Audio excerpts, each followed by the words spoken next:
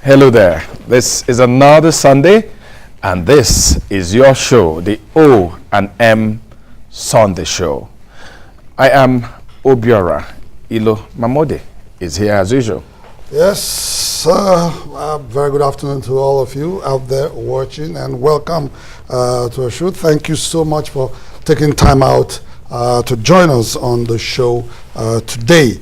We have two very important issues that we're going to be looking at on our show today. First, very important, the issue of malaria. We just celebrated the World Malaria Day, and for a lot of people, it's such a simple disease that can be taken care of. But the irony of it, Obiora, is that it's killing Nigerians. Over 200,000 lives lost annually to malaria. Mamode, well, maybe for you, it's a simple disease. For me, it's big. I suffer malaria every 2 weeks, all my life. So I'm excited we are talking about it today because I know a lot of people are going through what I'm going through. There's been so much done to try to control malaria, but it's just something that seems there's the campaign for mosquito nets, treated nets. There is the campaign roll back malaria. The cocktails you can go on and on all the programs the different governments have tried to put in place to control malaria. Yet every 30 seconds a child dies of malaria in Nigeria. It's terrible. It's unfortunate, and that's why we are joining the rest of the world to focus on it today. Yeah. We have a doctor who on a daily basis treats majority of malaria patients. We'll also be reaching out to the national coordinator of the malaria control in Nigeria. She'll be joining us later in the program. But yes. Mamode, besides malaria, the other big issue is who becomes what in the new government? And yes, it's Obiora, very, very important because for experience tells us that if you just get it wrong at this starting point from the blocks, you're going to have problems all through. When I say experience, I want to quickly refer to the government that is outgoing, the President Goodluck Ebele Jonathan's government. You remember after his victory for this term, which is coming to an end, they dilly-dallied, wasted so much time trying to determine which position should go to where, who should become the Speaker of the House of Reps. And by the time they decided, candidates had already gone out, lobbied people, got commitments from people, and so the party lost. I think it boomeranged because I exactly know where you're going. The PDP had said, we zoned it to the southwest, and we had a candidate, and from nowhere, especially in the House of Representatives, they said, hell no. For the first time, we are going to choose our leader. And that was how the governor-elect of Sokoto State Speaker Tambuwa. Yes, so with the governor, the guy that lost the governorship in Imo, Memeki Hedioha. That was how they emerged. That's how they emerged. So it's dangerous for APC at this time to be dilly-dallying, going back and forth. What do we do? What don't we do? Anyway, this afternoon we'll be talking to those that may know, and we'll be looking at what Mamode has called a dilly-dallying, or we are going to look at what the APC should do to be in charge when they choose the leaders in the National Assembly, in the House of Reps, in the Senate, and even the ministers. Yes, because don't forget, the Federal Republic of Nigeria believes strongly in the principle of federal character as enshrined in our Constitution. So joining us later to do justice to that, we have our Honorable Member of the House of Representatives, Honorable Yusuf Tajudeen, and also joining him will be Barrister Femi Age of the Coalition for Justice and Fairness. We hope that there will be fairness in the distribution of those offices. And of course, every Sunday, we don't forget that Sunday is not all talk. We also have with us today Yusuf Tajudeen. He's called TJ.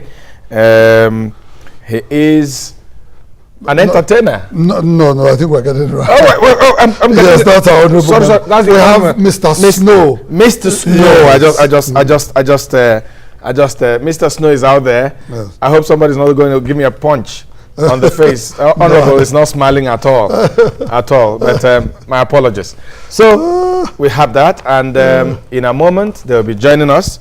But quickly, let's run through the papers are talking about so many things. Let's go to the southeast and south, where we hear that some members of the PDP in these areas are moving against the Muazu-led executive. I mean, but that should not come as a surprise to so many people. The dismal performance of PDP in some parts of the country and the very good performance it recorded in the south, and southeast suggests that part of the country should now lead the party. No, but the surprise is that just last week, Muazu and his supporters said there was something like a comeback because there was a plot. So we heard, to embarrass him. And he gathered the chairman of the parties in the states, and they like endorsed him and passed a vote of confidence. But I don't think we've heard the last of that. There will be more plots. I know PDP is good at plotting, so there will be more plots along the way. But something very important too, to draw attention to the incoming government. Already there's talk of a possible merger following the Steve Orosanye report of the NDDC and the Ministry of Niger Delta. And but the Deltans don't want to hear about that. They don't want to hear of it because a merger could reduce the budget. Yeah, could spell reduction of funds. We also need to look at these funds that have been appropriated to these two ministries. Yes. Have we seen the best of it in terms of value added? No, we expect that Muhammadu Buhari will definitely look at those that ministry and in fact that commission and talk about the possibility. Let's quickly look at what happened yesterday in Jigawa, in Imo, and in Abia. Yes. PDP is up 2. Yes, it's 2-1 because Okorocha, as they say in my place, 2-1 goalless draw. 2-1.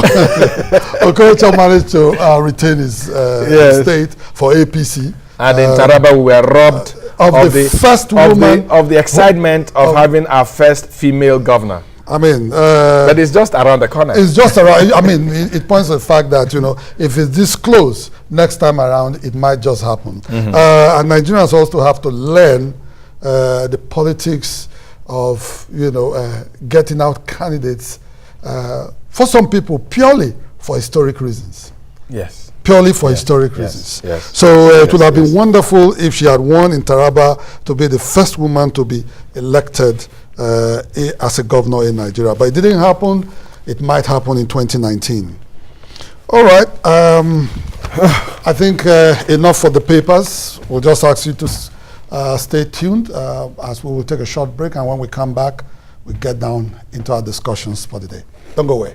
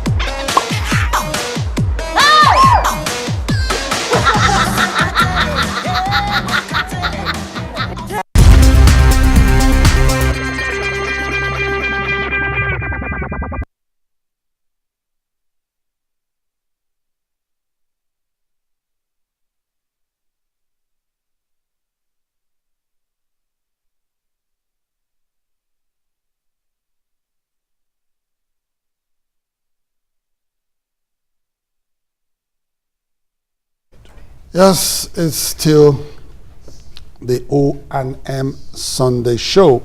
And right about now, we will be taking a discussion on the scourge of malaria. I remember that April 25th of every year is celebrated as World Malaria Day. And it's a disease found basically in the tropics. I like to just call it a simple disease because it's curable, but unfortunately it kills thousands of Nigerians and indeed millions of Africans every year. Well, all week we've been talking about what to do with the malaria wahala, as we say in Nigeria.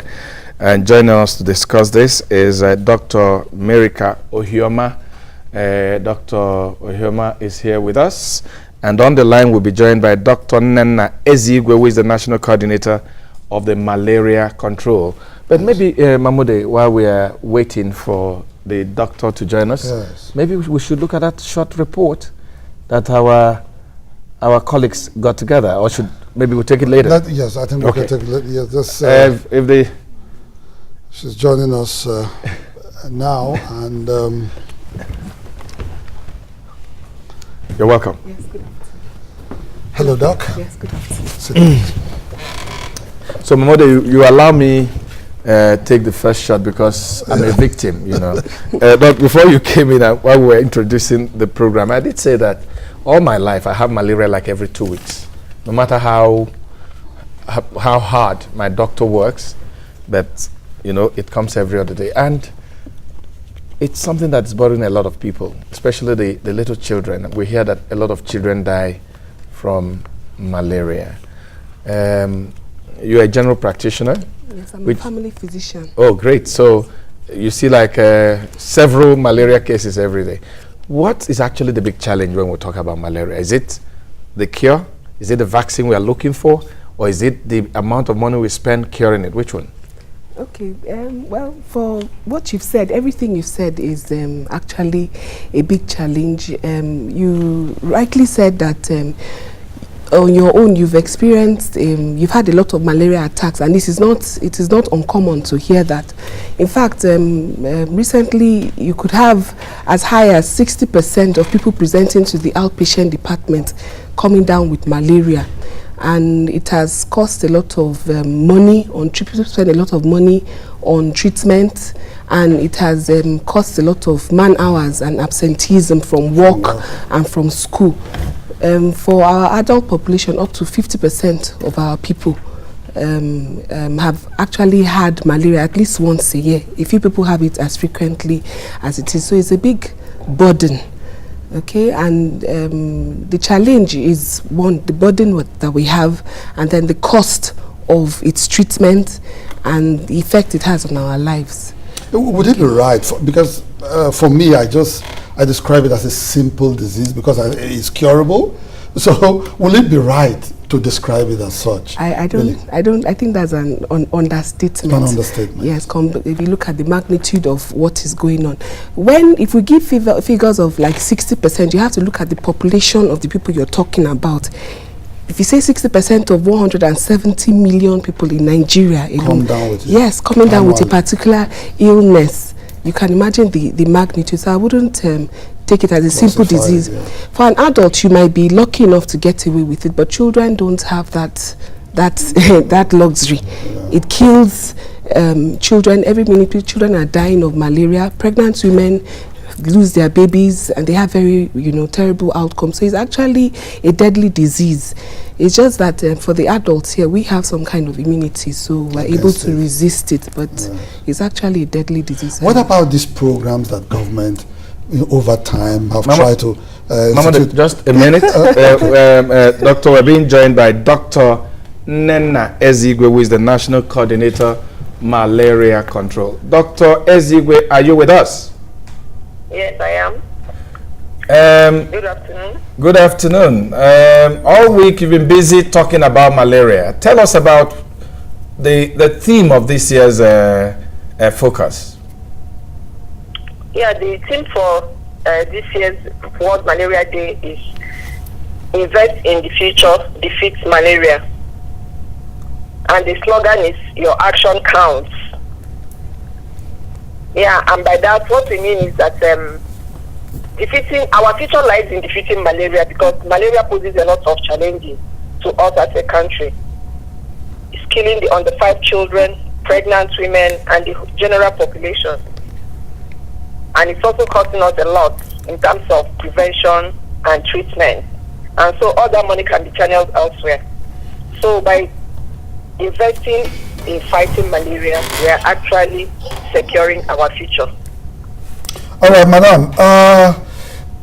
Different governments in Nigeria, successive governments, have had programs targeted at, controlling malaria, reducing it to barest minimum. Whether it's the recent rollback malaria, whether it's the program for treated mosquito nets and what have you. But in spite of all these programs, the disease just seems impossible to contain. Why is that? You are national coordinator of, this disease. Why is that? Yeah, the truth of the matter is that Nigeria has a very high burden due to several reasons. We are located in the tropics where this disease happens, and then we also have a very large population.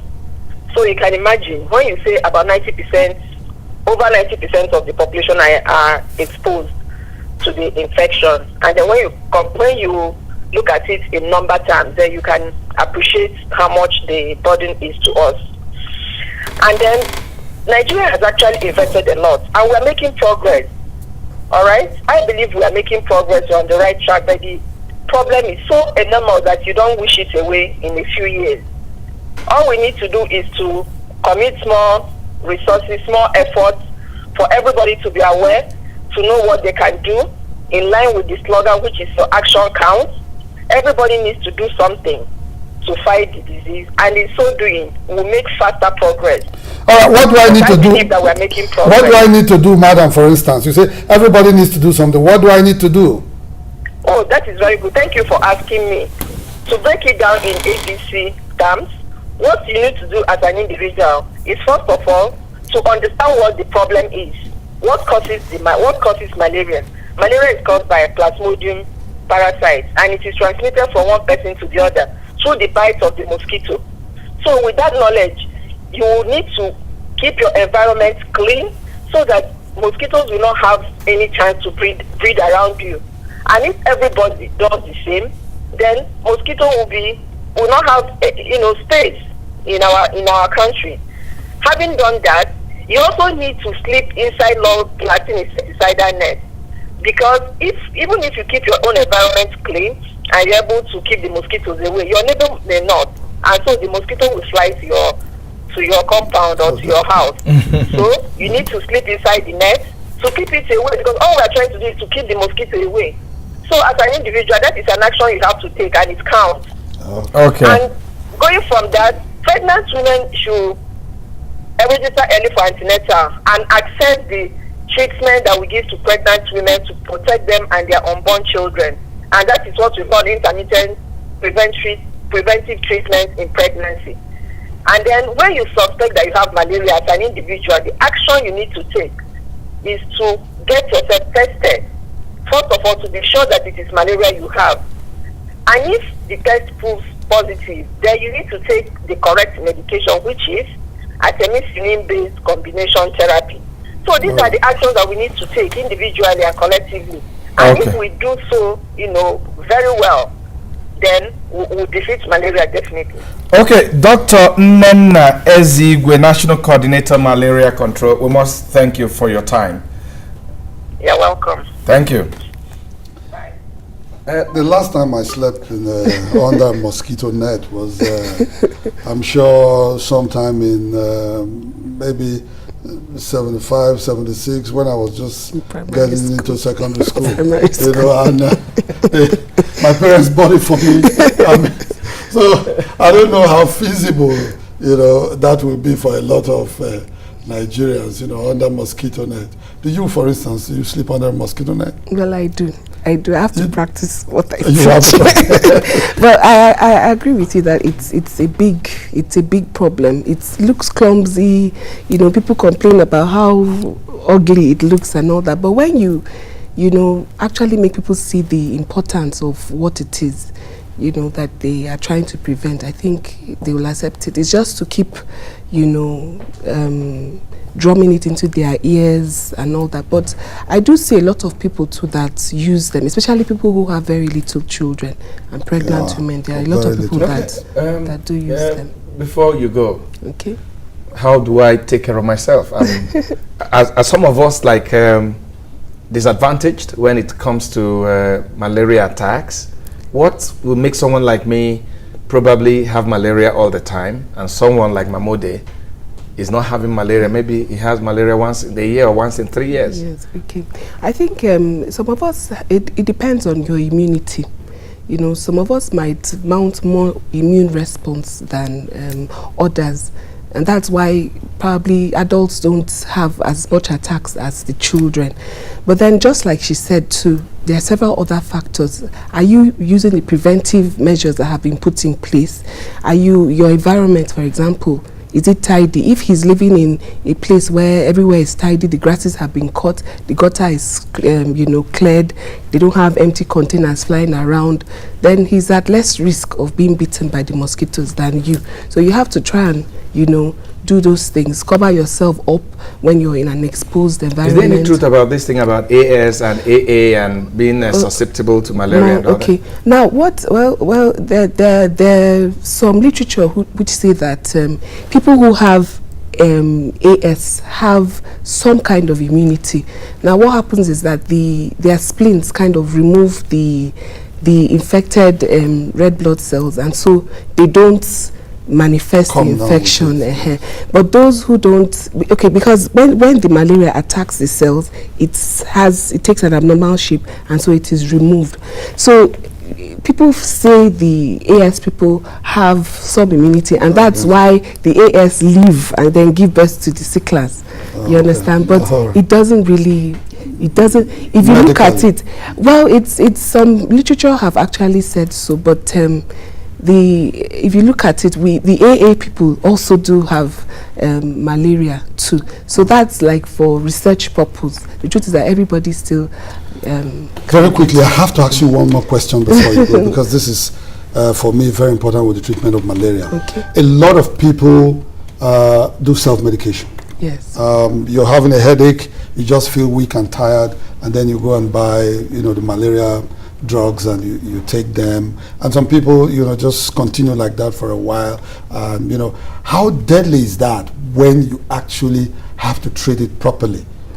I think that's also another problem, this self-medication you've mentioned, and you're quite right. A lot of people, practice all. You still see people taking like chloroquine, which was used in the past, or even the artemisinin combination therapy that is advocated now. People just take maybe only the artesunate and they don't combine it with other things. So with time, we're beginning to see resistance. Okay. The parasites, or they're beginning to get resistance to what would have been used for them. Yes, it's not proper. Some people start taking, and after a day they feel better, they stop. People start taking injections. Even with my practice, they come after 1 or 2 days. For one reason, you don't see them again. And they start feeling better. They feel better, and then they forget about it, and then after a while they come down with a more severe infection. So it's actually a problem. People should seek proper medical. That's another thing about the prevention. She has talked about the awareness, which we're all doing now. People should be aware of what we're dealing with. We should get treated. We should be aware of. You should be aware of the risk. If you're in an environment like this, for example, you're at risk, and then you should use your insecticide treatment. And then the C is to get proper treatment.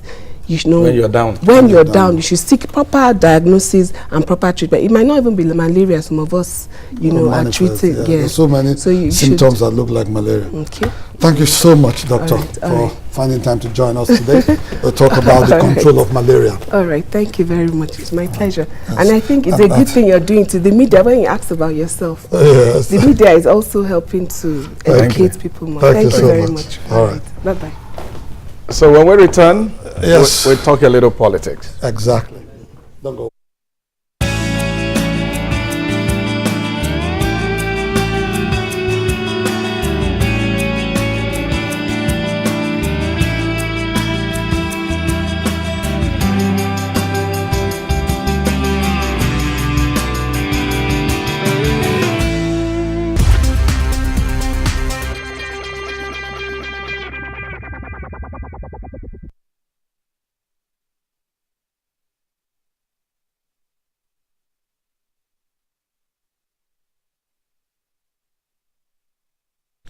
You're still watching the O&M Sunday Show. And we're going to talk a little politics. Yeah. What some have called horse trading, as who becomes what and who takes which position, is what is actually disturbing a lot of Nigerians. Some of our governments have been accused of not making the right choices when it comes to who occupies which position and who does what in a new government. So this afternoon, we are looking at the politics, and we are being joined by Barrister Femi Age, Coordinator Coalition for Justice and Fairness. And of course, we are also being joined by the Member House of Representatives for Kaba, Bu Ijuma, Kogi State, Yusuf Ayo Tajudeen. Gentlemen. All right, come in. Okay. I think the honorable member from Kaba, Bunu Ijumu, will join us shortly. Yes, you can just sit down. Honorable Tajudeen will join us in a moment. Barrister, we are in the season of lobbying, we're in the season of horse trading, we're in the season of compromises, we're in the season of zoning, federal character. That's what characterizes this period when a new government is taking place. Some Nigerians are saying that, are we sure that the APC will get it right? From what you're seeing, are we getting it right? Well, thank you very much, Mr. Laura. And my viewers, we are happy that a new government is about to be inaugurated. But it is our desire that that government endeavors to start well and finish strongly and very well too. But the signals from newspaper reportage, they have not been very, very encouraging. And this takes me to the very matter that made Nigerians to give APC the mandate to govern this country. And that is a matter of change. And that is a matter of change from injustice to justice. We are the Coalition for Justice and Fairness. Okay, Femi, please just give us a minute, because it was actually not Honorable's fault that he didn't join us immediately. It was for technical reasons, and he's ready. Tajudeen Yusuf. You're welcome. Welcome, Honorable. Please. How are you, sir? Well, you've been with us, so you'll be following our discussion. He was just making some points. Yeah. Yes. So like I was saying, we are the Coalition for Justice and Fairness. I've observed that the zoning formula being bandied around in newspapers as being that of APC is offensive and is a time bomb. What is offensive? But that is coming out unofficially, or the names that you see on the list? Which one is offensive? The party has not given a definite position. I said being speculated. Okay. I said the speculation. Yeah, you see, there is no smoke without fire. Somebody will not just go to town, concord, and cook stories and put it in this. They must have somehow, and in another way, gotten some information from some insiders. But whatever it is, I pray it remains in the realm of speculation. Okay. Honorable, you have had some experience in these matters. Tell Nigerians what is really going on now. When we see things in the papers, is it actually what is happening behind the scene? What is going on now? I could say yes and no. It could be what is happening. It could be people trying to achieve their desired objective, plant stories in newspaper to justify their position. But it is season of hot trading, compromise. That is the name of the game.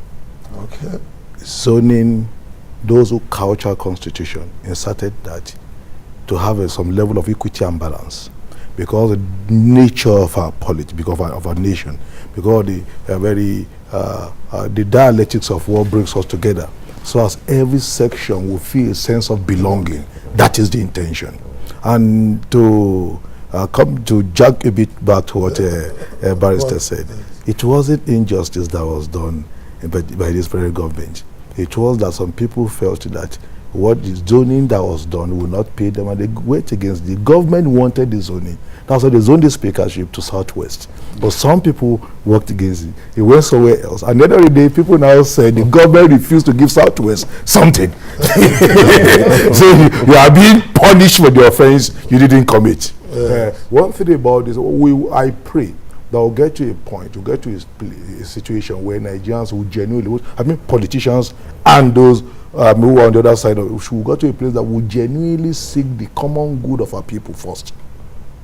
So that we understand that. But how risky is it for the government not to play a major role in deciding these offices? I mean, there are people who will tell you straight away that Jonathan started losing his presidency from the day he lost the speakership of the House of Reps. I agree with you. So it's dangerous, it's right? It's a time bomb. Yeah, like I said. It's a time bomb. Yeah. And unfortunately, the heart of a man is desperately wicked. You cannot decipher. You don't know what is there. So even those who are sitting with planning the zoning might be prepared, committed to truncate it. You won't know. But that's politics. Okay, let me ask you, Honorable, when what happened during the Tambuwal thing happened, you may have had an insight. In the National Assembly, for instance, at this time, what kind of meetings do you have? What kind of meetings? Is it a man from Enugu goes to a man from Kogi? How do they treat the horse? How did this horse, how did they bring it out and all that? I'm privileged to have been in the House of Reps for almost 4 years now. Yeah. Mm-hmm. And our privilege of trying to research other parliaments all over the world. The House of Representatives is naturally the most vibrant section. It is naturally where you check the American democracy.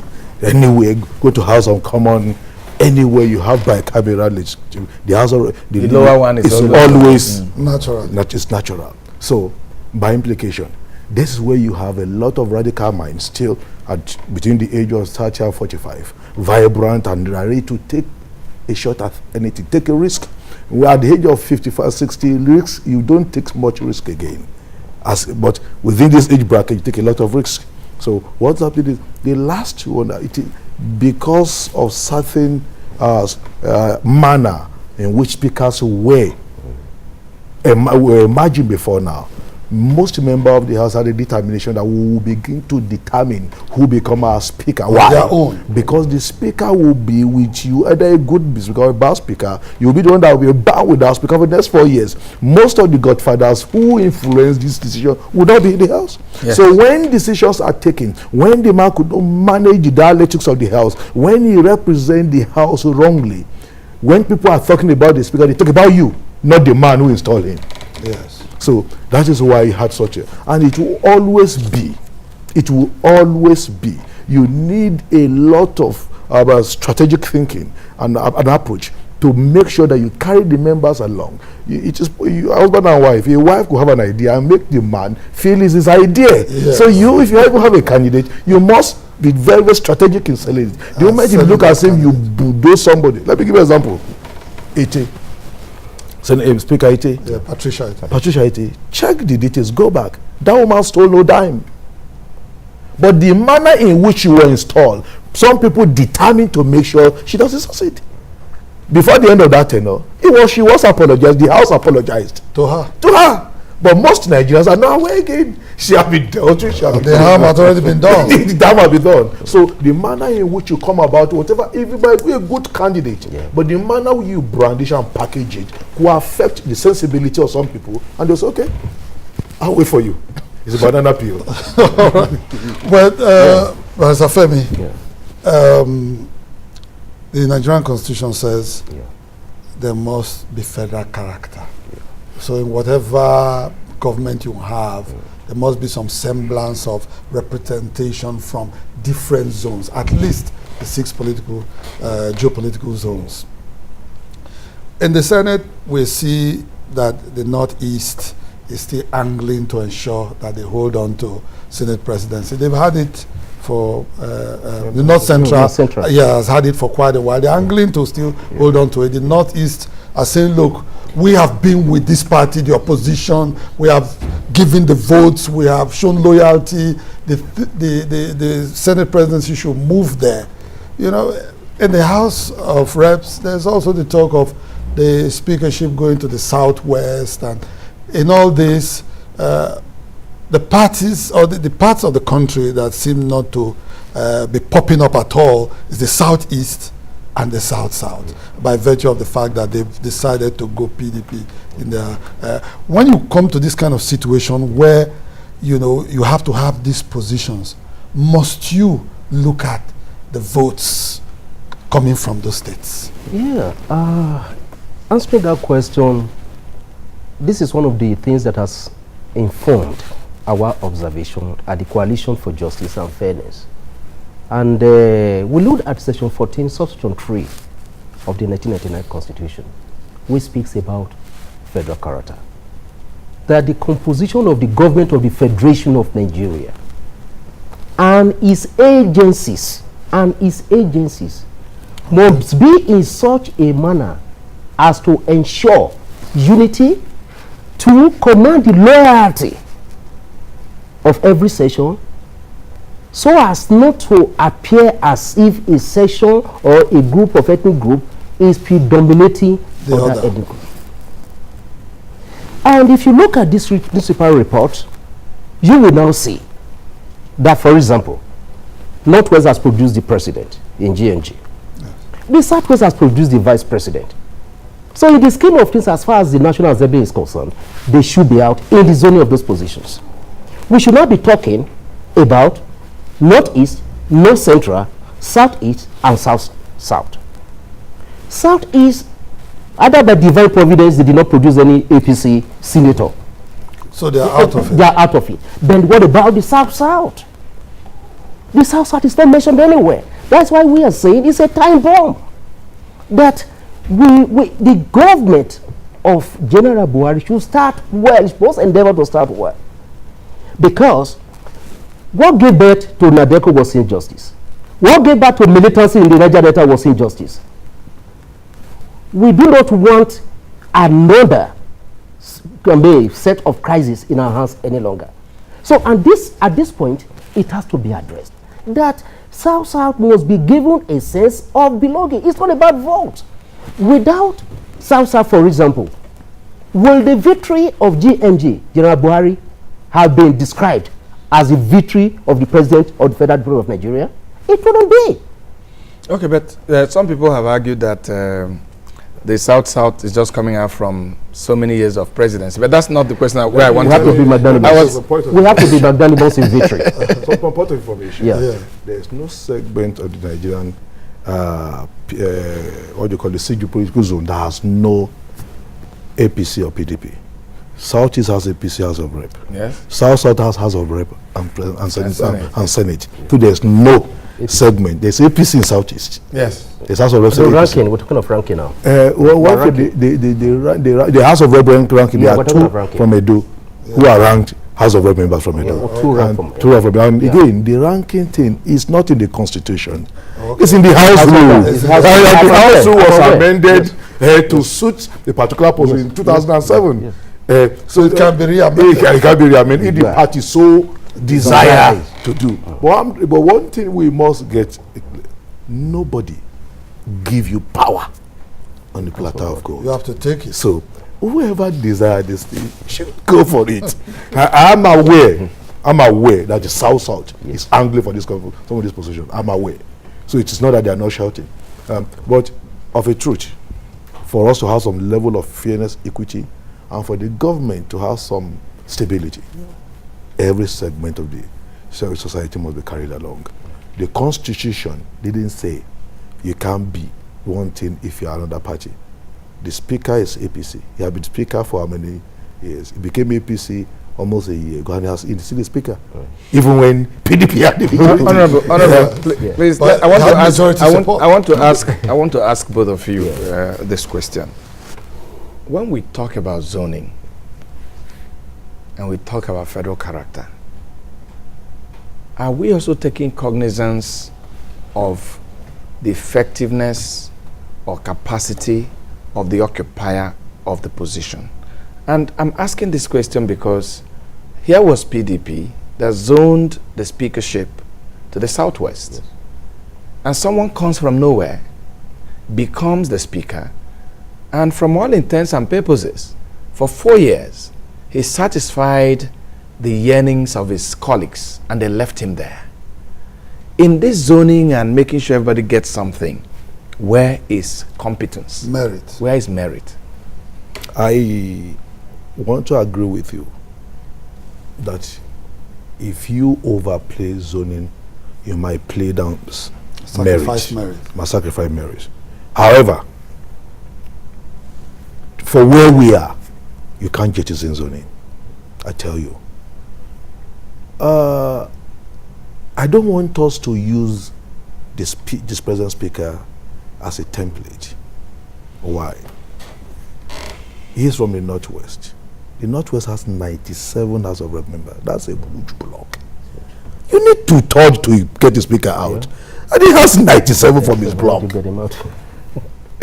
So I don't want us to use that as a template. So if you look at the dynamics of these things, simple majority brings in to take you out to 2/3. 2/3 is about 240 members to take you out of the seat. So I have the opinion for where we are at our level of development, we should still do zoning and school. But I expect that we should grow out of it, because why we need this fear of domination and what have you. But I believe that if we get something together with our democracy, and we are, look at what happened. Look at this election. We have, take it or leave it. Unfortunately, Nigerians are not majoring on the achievement of this election. That you have an election and somebody just was okay, I agree. That simple statement, I concede defeat, calm a lot of nerves. But even the issue of zoning, it's already been defeated.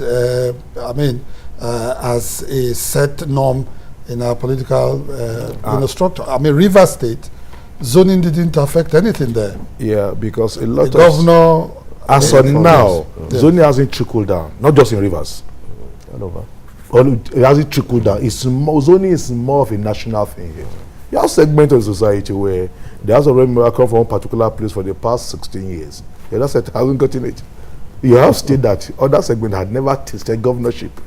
They will never. You just look at it, you remember. So it hasn't trickled down. It hasn't trickled down yet. Of a truth, sir, like you said, if you get to a situation where we have genuine good governance, there's water, there's light. Will I bother who is my president? Of a truth. And Nigerians too, we are more interested in the national government. It is good. We don't bother who is our councillor, who is our local government chairman. And the democracies we are copying focus on most of the council houses who are built by council. Most of the roads are built by council. The grassroots. The grassroots. So until we major on the major and minor on the minor, that is why the national election is always the most important election. The turnout, when it ought not to be. Yeah. So that is where we need to return to. If in your neighborhood your roads are okay, water flows and what have you, you'll be less interested in some of these things. So I think that will help us a lot and will tone down the zoning. But as it is now, you can't. That is your last word. Yeah, I would say that now that we have two dominant political parties in Nigeria, there is none of the two parties that is not serious-minded enough to look for people with capacity to occupy positions that are zoned to any segment of a Nigerian nation. So they are serious-minded, PDP is serious-minded, APC is serious-minded. So and this is what we're talking about. If South, they have the opportunity to produce a speaker, I know that they have people that have capacity that will occupy that office. So just like Honorable said, power does not come on your laps. Yeah, you have to go get it. But there's something I must ask Honorable before, so let him have the last word before we go. We've also read in the papers too about some PDP members who are saying, they are not completely out of the race. How does that work? For instance, in the House of Reps where you are a member, if you are coming from a minority party and angling, you want to contest a position. I mean, within your house rules, is it even permitted? It is. There's no house rule that stops any member of the House or Senate to contest any election. But it's becoming norms that the majority party, because it's a game of number. So that is why it's the. But if there's a compromise and they feel that you serve the purpose of the House better and your colleagues so elect you, it stands. There's no constitutional provision that stops you from taking such position. Okay. All right, gentlemen, I want to thank you so much. Thank you very much for joining us this afternoon. Obiora, that's for you to present to Honorable Tajudeen. Thanks. Pleasure, sir. I hope that settles the fact that you didn't. Mr. Femi, this is for you for honoring us with your presence. Thank you so much, Honorable. Yes, thank you so much. Yes, sir. Thank you. Yes, we'll take another break, and when we return, we'll talk entertainment. Are you watching Nigeria's biggest late night show? I think the government is doing its best. Buhari himself is an issue. Just as the Buhari organization has made Goodluck Jonathan an issue. We have laws, we have institutions set up to fight corruption. Advocacy for the Chibok girls is born out of what they symbolize. The average Nigerian wants to know, what do you have for him? Fanika Yode was with us for a while. What happened? I think he came on a journey and discovered that we are too transparent for him. A banking license was cancelled in one day, and a airline license was cancelled in one day. When I was retrenched, it became worse.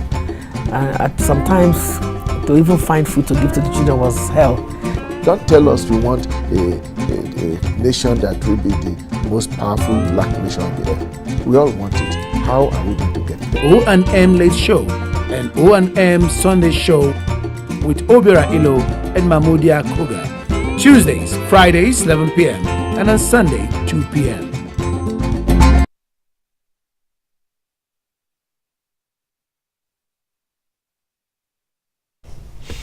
And joining us now, Mamode, is the man they call C.R. Snow.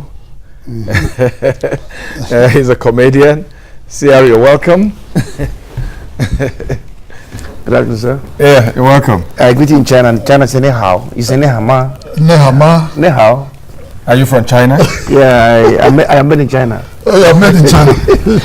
Well, we have to apologize because your DVD that you sent, that we should have, shown the world what the stuff you're made of. Okay. Something just went wrong. No problem. Mami produces the DVD, so I'm not on the TV. Oh yeah, tell me what is in the DVD. Since now you producer. Actually, my name is a very distinguished rugged evangelist, C.R. Snow. I'm a man of God. The Lord called me, I picked my call. I'm not like somebody who called 2 missed calls. Okay. So I function on a high unction, as because I am the only person I believe that can make God laugh. You know? Yes. I can make God laugh. Comedy is a remedy to tragedy. So we use it to do things. You see, now today is Sunday, and as a Christian, the Lord told me a word. I was hearing that on my left ear. He said, not both ears. No, it was on my left ear. In China, you say "Sancti Pauyoni."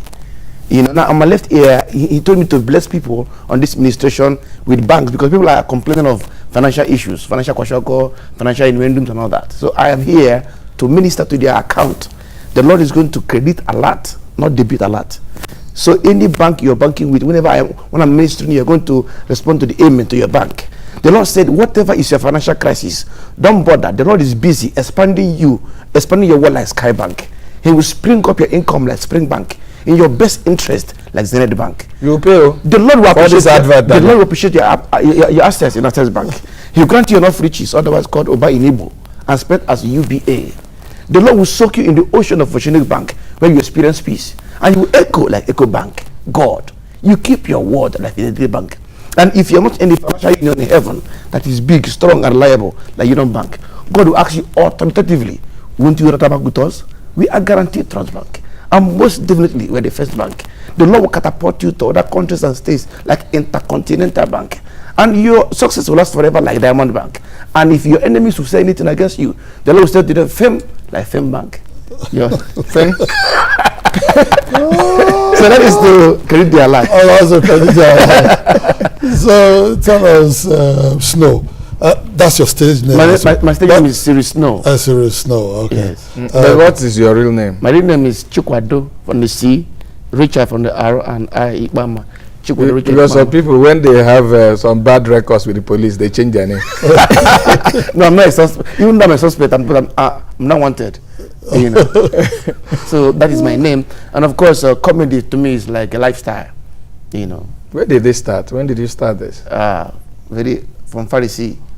You know, when Jesus Christ was going to far place in the Bible, they call it Pharisee. From actually, my mother is a very funny woman. You know, so I think I got that from her. Even though I have to make it more professional. Is she a Jew?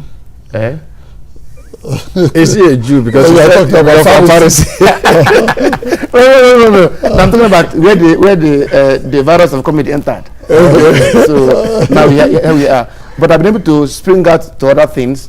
You know, directing movie, you know, directing musical videos and all that, you know. Oh, you do that? Then also have a TV show too. Oh, really? Yes. I'm the one that directed Steve Crown.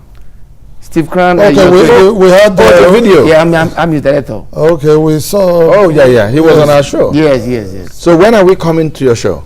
Yes, my show is called Event Planet with Siri Snow, also in Abuja here, but the platform of StarTimes and ITV. Okay. It's just so the two of you now in China, you are called shoot. Why do you always talk about China? No. There's nobody. Have you lived there before? Yes. If you enter China by the left, the first street they call it Kung Kung. About 24 the street. So you said the two of us are called what? That is in China. Now in Latin you are called Turino non habet or Sofrino magentic A-U-R. You know why? So that would be free education. That would be free education. So and of course that's been a nice one, and because at first when I started this thing, my mother thought it was a spell because I sprung from music to comedy. Okay. No, every night I would do. My mom would come out with Igbo. What does that mean? This boy is mad.